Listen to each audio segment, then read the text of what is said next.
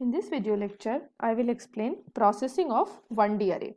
So in processing, we will see how to read values and how to display values of an array. So for example, if I take that example, storing of 100 employees age. So the array variable is of integer type and the name of the array is age, and suppose we are writing 100 here. Okay, so this is array variable. Now if we have to read values in age, so reading values in age, so we will be using for loop for processing arrays. Okay, so for loop we write three expression: initialization expression, and then condition checking, and an update expression. So initialization expression, here we have to initialize 0 because the array subscript will be 0. So the subscript will start from 0.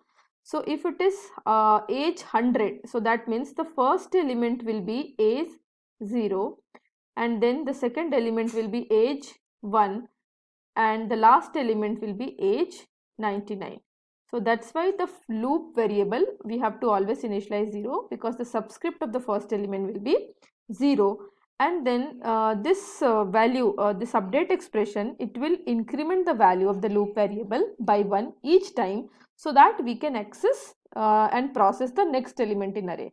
Means when I is equal to 0, we will be reading the first element of an array, and then we will increment the value of I, so it becomes 1, so we will be reading the next element of an array. So this update expression is for that only, so that we can access and process the next element. And then this is the condition. It determines how many times this loop should execute, and it depends on the size of the array.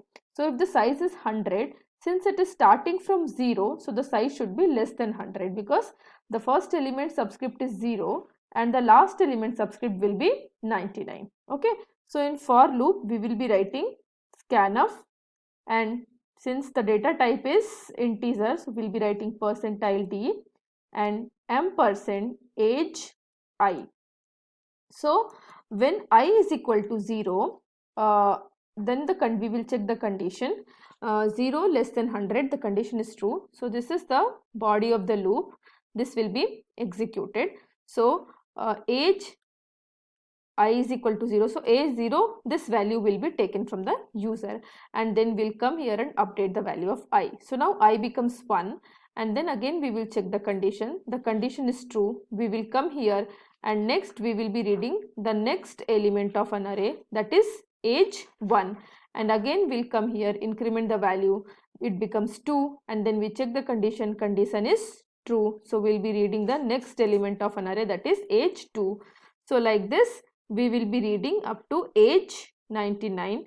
Once this condition becomes false, we will come out of the for loop. So this is how we will read the values in array. We will be using the for loop. Okay, and then we will see how to display the values in array. So displaying or printing, the same thing we have to do.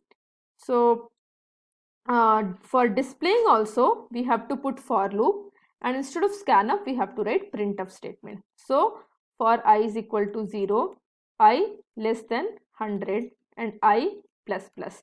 So here we will be writing printf statement, and we have to print the values of an array. So age I, and so when I is equal to 0, so I is equal to 0 means age, and then we check the condition. Condition is true, so age 0, the value will be printed, and then we'll come and increment the value here. 1, it becomes 1, then the condition will check 1 less than 100, condition is true, we'll come here, we will print the value of age 1, that means the next element of an array that is stored at second look, that the second element of an array we will be printing. We'll go and increment the value, it becomes 3, so we'll be coming here and printing the next element of an array like this. Age 99 means the last element of an array, and once this condition becomes false, we'll come out of the loop. So this 3 things we have to remember. The initialization, the value should be initialized 0 because the script of the first element is 0. This condition, it depends on the size of the array. So since the array size is 100, so first element subscript is 0, the last subscript will be n minus 1. So this condition should be less than 100. Okay, so this 0 to 100 means 100 times this will be executed, and here we have to give update expression so that each time we can access the next element of an array.